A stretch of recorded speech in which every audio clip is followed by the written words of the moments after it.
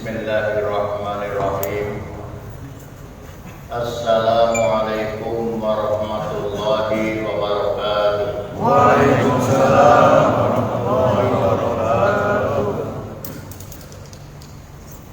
Alhamdulillahirabbil alamin. Wal aqibatu lil muttaqin.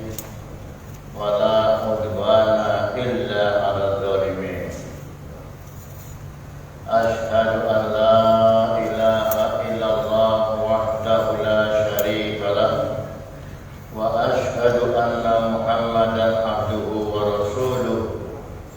Allahumma shalli ala nuril anwar wa sirril asrar wa tiryati babil aghyar wa miftahi babil yasar Sayyidina Muhammadinil Mukhtar wa alihil athhar wa ashabihil akhyar adadan amillahi wa ifdalih.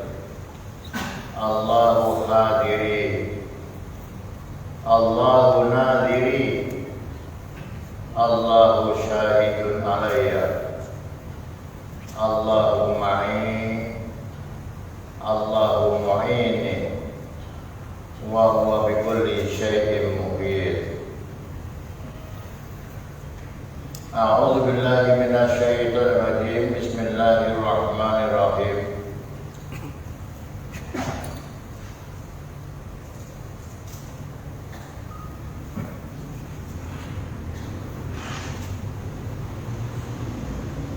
Alladzina amanu wa hajaru wa jahadu fi sabilillah bi amwalihim anfusihim a'zamu darajatan indallah wa ulaika humul muflihun. Shadaqallahul adzim.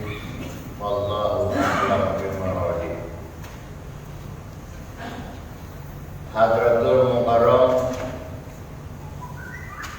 wal muhtaram sahibul fadilah wal arif billah wa wasilatum bainana wa bainallah as-sayyid as-syekh Ahmad sahibul wafa tajul arifin radhiyallahu anhu.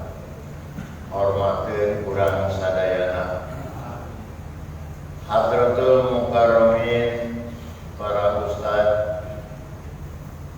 para mubaligh, mubalighah, para imam khotaman, imam manaqib, cekakantun pengurus atau takmir Masjid Al-Mubarak anu kusim kurnihaman. Hadirin hadirat rahimahumullah. Langkung dipayun mangga urang doakeun sadayana. Biasa teh bahasa Sunda. Ya. Tadi tambina bahasa Sunda di. Sekali tengah arti. Ya mata hadis binikmah kalabahnya. Jadi urang doakeun guru urang sadayana anu dikenal mursyid fi hada zaman.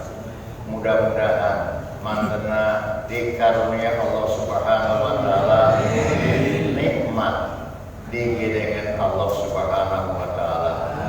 Moga para keluarga sadayana dibeparin sehat walafiat wayana pandemi Covid-19 ayana. Al-Fatihah. Bismillahirrahmanirrahim.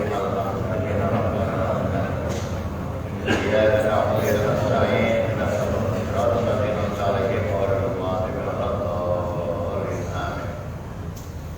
Oke, udah doakeun ka keluarga abah mangga, keluarga abang, keluarga sepuh.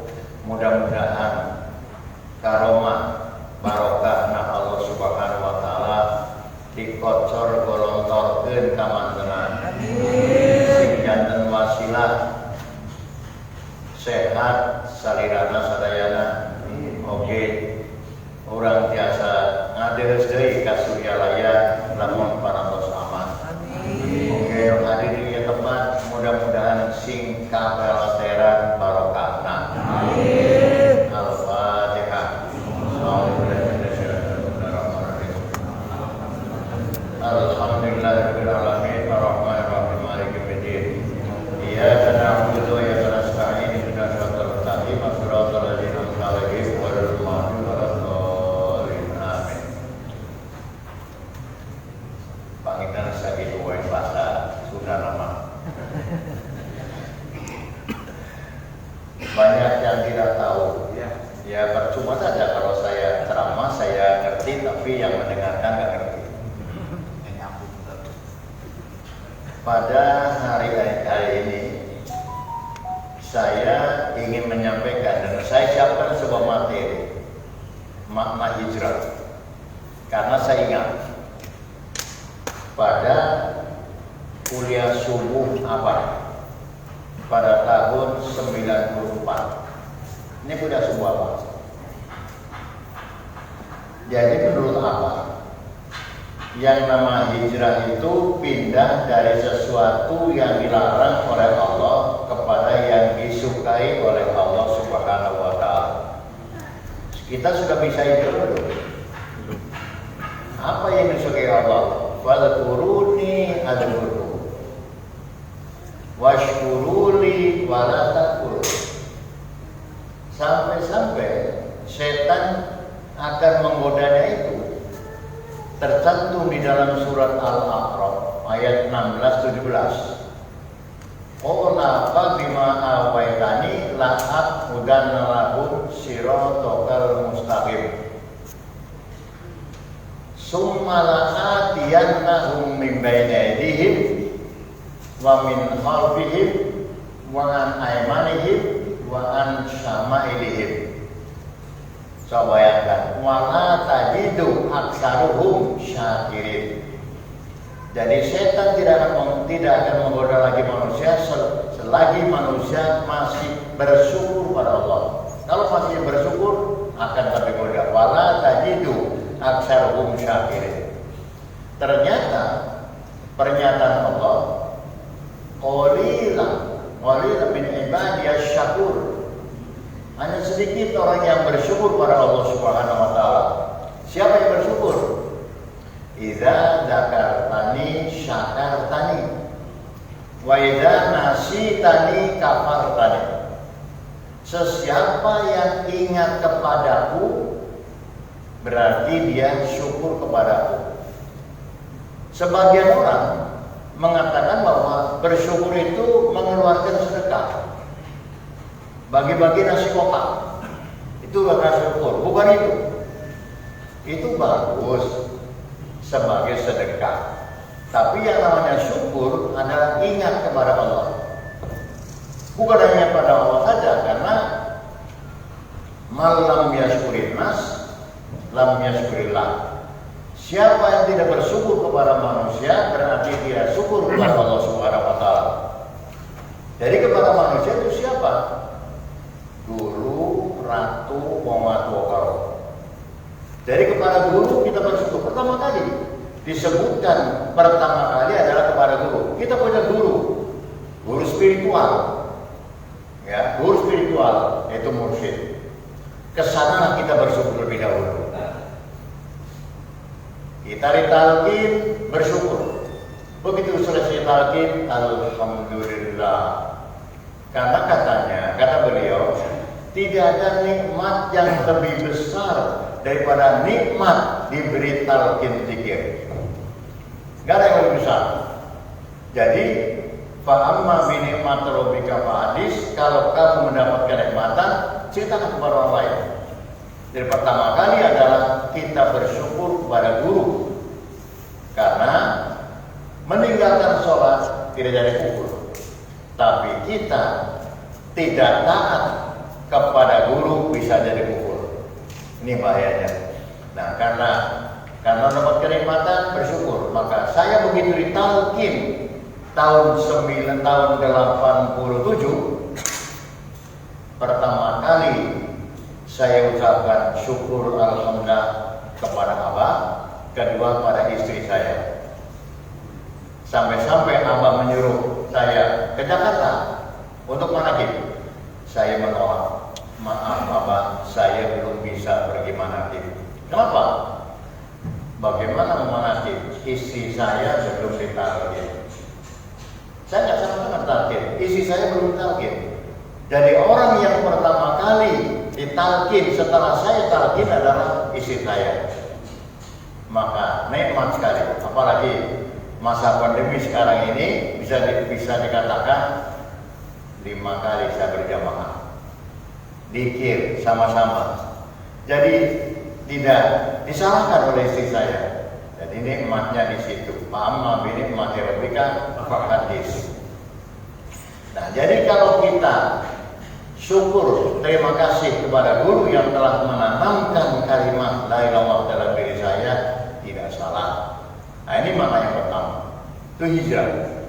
Jadi kita bersyukur pada Allah yang telah memberikan kenikmatan kepada kita melalui orang tua kita, indung mengandungna, bapak ngayugana, indung mengandung 8 bulan 10 poe. Bapak mengandungna, bapak ngayugana milari nafkah. Kamu meser beas, dan acuk segala rupa, syukur karena. Jadi pantaslah kalau Allah mengatakan bahwa jangan kamu menyakiti orang tua kalau tidak bisa membahagiakan para orang tua. Nah ini penting sekali. Yang kedua, pindah dari malas menjadi rajin. Ini tahun 94. Udah subuh. Jadi pindah dari malas menjadi rajin. Mulanya dikir kurang dari 165. Saya lihat tadi pagi-pagi dikirnya kurang dari 165. Kalau kurang dari 165, 3 kali saja kalau sibuk. Kalau tidak cukup 165, 3 kali saja. 164 juga jangan. Tapi mutlak harus 65 atau aksar kata beliau. 165 atau lebih. Lebih 5, lebih 10, lebih berapa? Pokoknya lebih kan. Ya. Jadi kita kena penyakit malas, maka dengan hijrah ini kita menjadi rajin. Pindah dari salah menjadi benar. Setiap orang punya salah. Kita harus pindah menjadi orang yang benar. Benar menurut sendiri, menurut hukum dan menurut Allah. Jadi benar menurut semuanya. Pindah dari akhlak yang buruk menjadi baik. Disinilah Abah. Abah adalah akhlaknya sangat baik. Kalau Nabi wa inna kata Allah khuluqin azim, dapat pujian dari Allah. Abah membuat akhlakul karimah adalah akhlak yang baik, akhlak yang mulia. Maka beliau menyampaikan kepada saya, takhallahu bi akhlaqit tanbih. Kalau Nabi takhallahu bi akhlaqil Quran, akhlak Al-Quran. Tapi ikhwan, ya, ikhwan murid Abah yang belajar tarekat Qadiriyah Naqsyabandiyah sekurang-kurangnya takhallahu bi akhlaqit tanbih. Baraklah kamu sebagaimana akhlak tanbih itu. Insya Allah akan selamat. Mau saya ikut pada yang lain-lain, yang diubah, ini disalahkan segala macam. Guru kita tidak pernah menyalahkan orang lain, jangan pernah meneliti orang lain menyalahkan orang lain. Tidak pernah. Bagaimanapun silakan jangan. Lakum dinukum waliyadin. Malah ada lagi yang ikut sana, ikut sini. Nah, bagi apa? Maka bagi orang tarekat Qadiriyah Naqsyabandiyah yang diikuti adalah guru mursyid adalah tanbih yang berjalan. Segala gerak-geriknya melalui tanbih. Termasuk sekarang ada pandemi COVID-19. Dari dulu Abah sudah tahu akan terjadi pandemi semacam ini.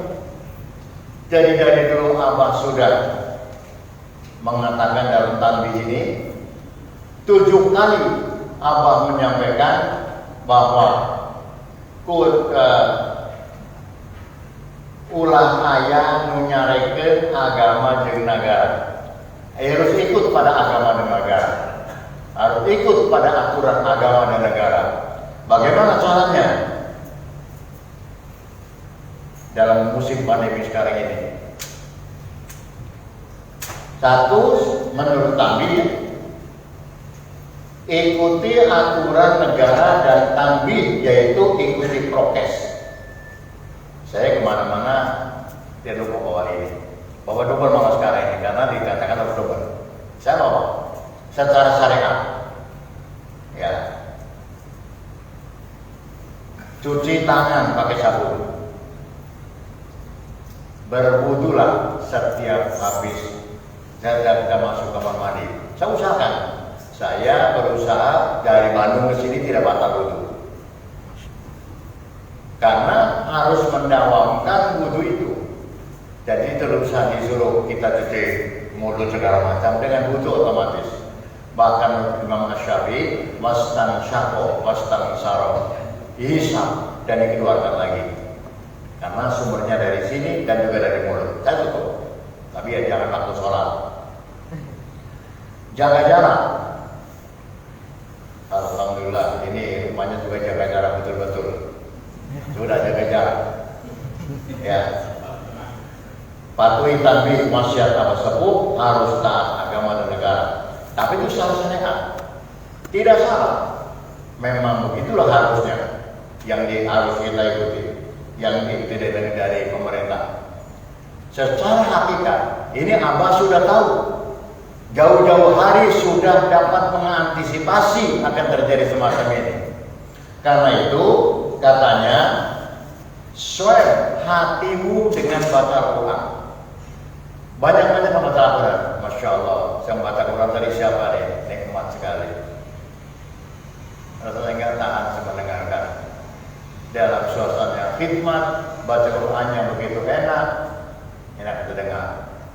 Nah, Abah dari dalam mengingatkan dalam tanbih dari dulu sudah disampaikan. Allahumma arhamna bil Quran waj'alhu lana imaman wa nuran wa hudan wa rahmah.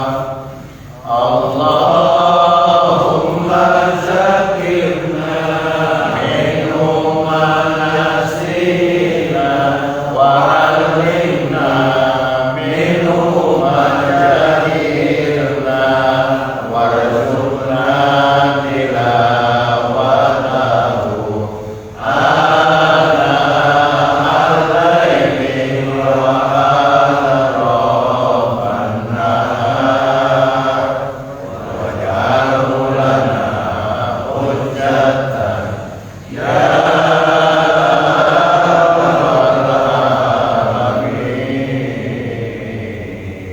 Masya Allah, Al-Quran. Coba kalau kita baca Al-Quran pagi, petang, siang, malam, mana hari Jaber itu mengatakan bahwa cobalah habis sholat subuh baca Quran. Yang tidak baca Al-Quran zikir pada Allah Subhanahu wa Ta'ala, insya Allah akan diselamatkan.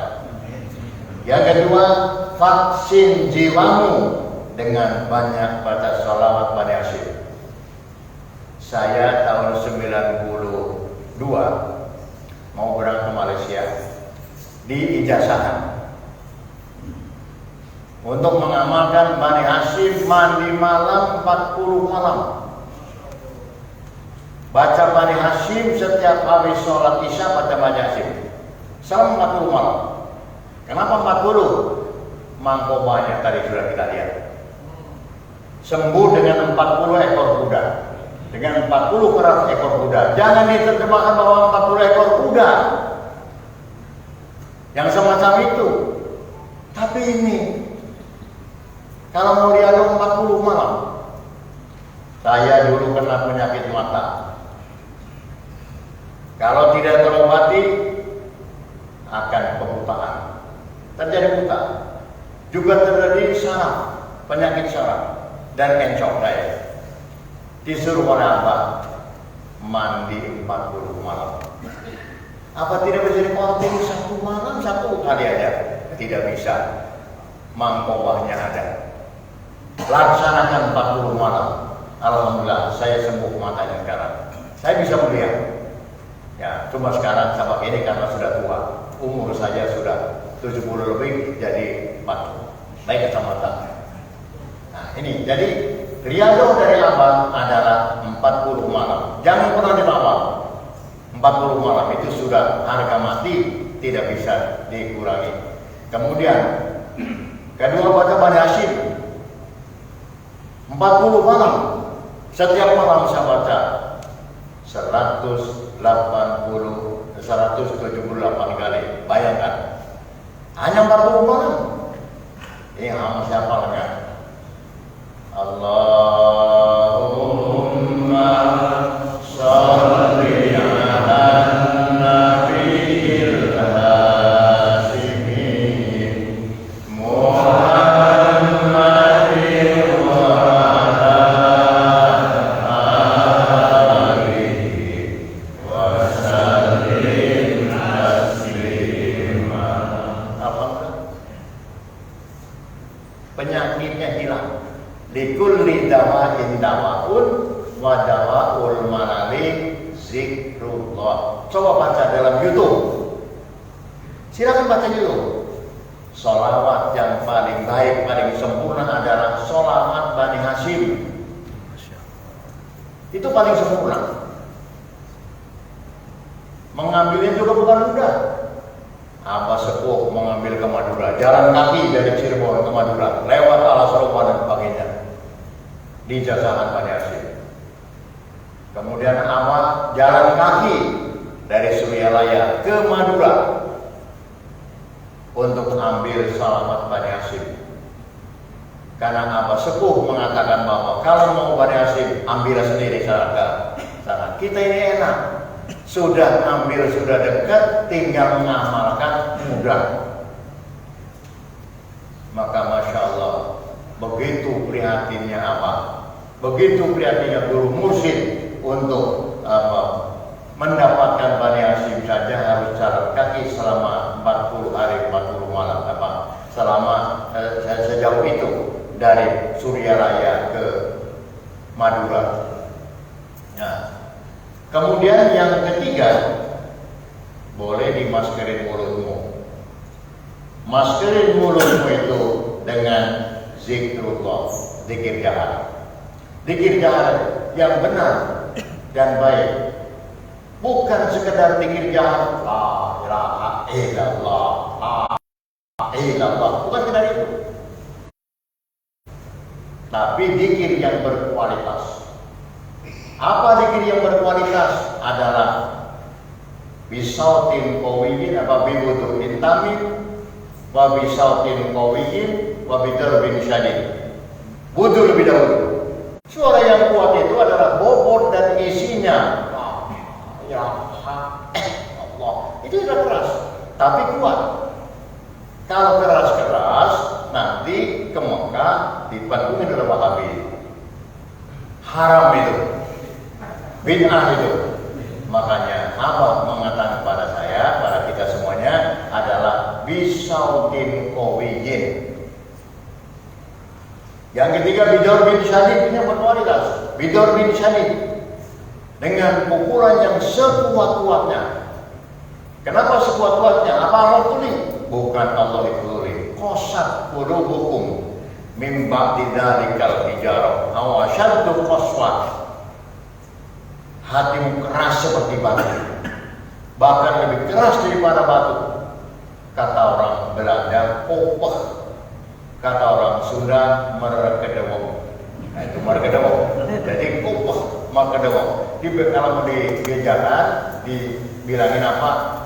Aku maha baik, aku maha dewek. Bagaimana ku inginnya? Bagaimana saya saja? Itulah. Maka dari itu Bidor bin syadid, dengan pukulan yang sekuat-kuatnya, maka akan muncul seperti batu ali ini. Tadinya ini batu besar dari gunung. Batunya batu Kamandaka dari Jawa Tengah nih, dari Jawa Tengah ya. Jadi dengan demikian sekarang menjadi kecil, tetapi harganya lebih mahal daripada batu setruk. Itu hati yang lunak, hati yang bersih itu lebih mulia daripada hati yang keras. Dan rumah kosan, huruf hukum, itulah maka didirikan di Naba. Yang pentingnya adalah hatinya lebih dulu. Saya waktu disuruh nalkin anak Naba, saya pusing kali. Bagaimana lagi Naba? Ternyata hampir kolaps saya. Pantesan Abah kalau menalkin orang-orang yang nakal, seperti anak-anak Naba, begitu kelihatan capek sekali, begitu letih sekali karena mengeluarkan energi. Jadi seorang wakil talqin yang mestinya dia adalah penyambung rohani Abah. Saya adalah penyambung rohani mursyid. Adapun mubalik adalah penyambung mulut Abah. Ini penting dua-duanya. Mubalik dengan wakil talqin dua-duanya penting, sama-sama pembantu Abah, yaitu karena amalan tanpa ilmu itu akan kering Pak. Pemikiran dan hati kita akan kering. Kemudian cuci tanganmu dengan banyak-banyak memberikan sedekah. Nah, ini cuci tanganmu dengan sedekah, bukan dengan air, sabun, tapi dengan sedekah. Itu penting sekali untuk mencuci tangan. Bagaimana caranya? Sedekah. Di sini ada programnya untuk bersedekah kepada fakir miskin, juga di tempat kita masing-masing. Silakan. Diniatkan untuk mengobati kalau ada penyakit dalam diri kita. Jadi kullu da'in dawaun wa dawaul manali zikrullah. Setiap penyakit ada obatnya, dan obat penyakit hati adalah zikir kepada Allah Subhanahu wa taala. Ini penyakit orang sakit malah pergi kemana-mana, bukan obat itu. Karena penyakit itu datangnya dari hati. Dan seterusnya, jaga jarak. Bukan jaga jarak semacam ini. Jaga jarak dengan meninggalkan maksiat. Tiap hari jaga jarak semacam ini, 1 meter, 1,5 meter. Tapi maksiatnya jalan terus. Baik maksiatul badan, maupun maksiatul farj. Nah, ini yang akan menjadikan kita ini menjadi sehat. Kemudian pindah dari zikir menjadi alat sebagai metode yang sangat baik untuk mensukseskan hijrah kita. Nah, jadi kita bisa pindah yang 4 itu apabila zikir kita pun juga terus ya. Maka dari itu tadi ayatnya dikatakan fadhkuruni adzkurkum. Betul ya? Fadhkuruni adzkurkum washkuruli wala takfurun. Berzikirlah kepada aku. Berzikir. Fadhkuruni adzkurkum. Aku akan ingat kepadamu juga. Allah akan ingat kepada orang yang berzikir dan bersyukurlah kepada aku. Jangan sekali kau kufur. Kufur di sini adalah kufur nikmat, bukan kufur milah, tapi kufur nikmat.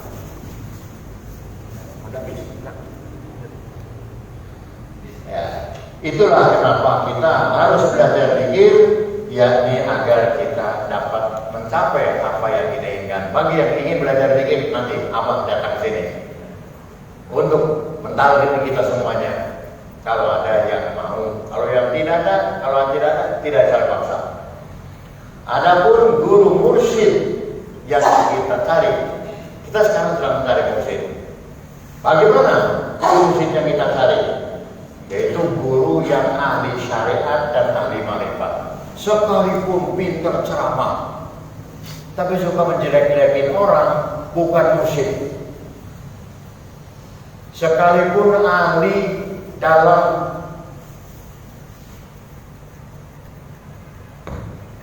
batin, dalam qalbu, tapi hatinya tidak benar, maka itu bukan mursyid. Jadi seorang guru mursyid yang sedang kita cari adalah yang ahli syariat dan ahli ma'rifat.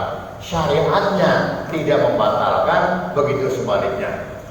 Tahu syariat, hakikat, ma'rifat, tahu semuanya. Nah itu maka silakan tadi. Yang kedua adalah ahli qalbu. Zukun sorihun. Ahli qalbu tidak mudah menyalahkan orang. Lisannya dibenarkan oleh qalbunya, hatinya dibenarkan oleh lisannya. Tapi guru mursyid tidak pernah menyalahkan orang lain. Hatinya walaupun disakiti orang, kudunya kadar manumikang ewa kamane. Itu harus menyenangi kepada orang yang membenci kepadamu. Sekalipun benci, kamu tidak pernah membalasnya dengan kebencian. Sekalipun kisos itu ada. Nah, ceritanya itu banyak. Nah, kemudian yang ketiga adalah himmatul aliyah, punya cita yang luhur. Seorang guru tidak gampang putus asa. Ia selalu mendoakan murid-muridnya agar usul kepada Allah. Saya tanya pada Pak Harun, Profesor Harun Nasution almarhum, apa ciri-ciri mursyid? Ciri mursyid adalah lebih mengingat kepada muridnya daripada kepada anak-anaknya. Mursyid itu kalau malam hari mendoakan kepada murid-muridnya, semua minta diselamatkan. Nanti ada mangkopahnya. Bulan yang lalu ada mangkopahnya. Guru akan menjaga kita, akan mengawasi kita. Kalau kita sampai celaka, kalau kita sampai tidak selamat. Nah, jadi seorang guru itu lebih mencintai kepada murid-muridnya. Yang jelek sekalipun, kalaupun murid aku bodoh, akulah yang pintar. Kalau toh murid aku jelek, akulah yang baik. Itulah guru. Itulah yang kita cari. Apakah ada sekarang ini? Nah, beliau adalah muslim. Orang yang selalu mengajak kebaikan. Suatu saat datang rombongan dari Semarang, 2 bus datang ke Suryalaya. Mau ketemu dengan Abah lagi nggak keluar. Oleh dokter tidak boleh keluar, dilarang keluar 3 hari. Disuruh pulang, mereka tidak mau. Oleh Pak Haji, oleh Agus, yang kedua oleh Haji Baban, suruh keluar juga tidak mau, suruh pulang. Kalau nyuruh saya, Pak Arif, itu temuilah Pak Zainuddin namanya, Kiai Zainuddin, suruh pulang. Ternyata tidak mau. Apa alasannya tidak mau? Alasannya singkat. Man ro'a soleh fakana ma ro'ani. Faman tasofaha soleh fakana ma tasofahani kuntu syafi'an yaumal qiyamah. Siapa yang bertemu orang yang soleh, maka dia seperti ketemu dengan aku, kata Nabi. Yang kedua, berjabat tangan dengan orang yang soleh, maka sama dengan berjabat tangan dengan aku akan memberikan syafaat nanti pada hari kiamat. Jadi berjabat tangan jangan dianggap sepele. Berjabat tangan itu penting. Kita jabat tangan dari jauh saja begini. Dalam pengantinan jabat tangan pun jauh dari sini. Bagaimana yang semacam itu? Apa ada ajaran Islam? Yang ada itu aturan pemerintah. Nah, kita ini jaga jarak salaman dengan bagaimana syaratnya. Nah, kemudian halatun mardiyah. Kondisinya selalu mengharap ridho Allah Subhanahu wa taala. Kalau kita tahajud ingin pahala, duha ingin dapat rezeki yang banyak. Abang tidak. Seorang guru mursyid adalah hanya ingin ridho Allah Subhanahu wa taala. Ilahi anta maksudi wa ridhoka matlubi. Sampai 10 kali satu hari satu malam itu kita ucapkan paling tidak 10 kali.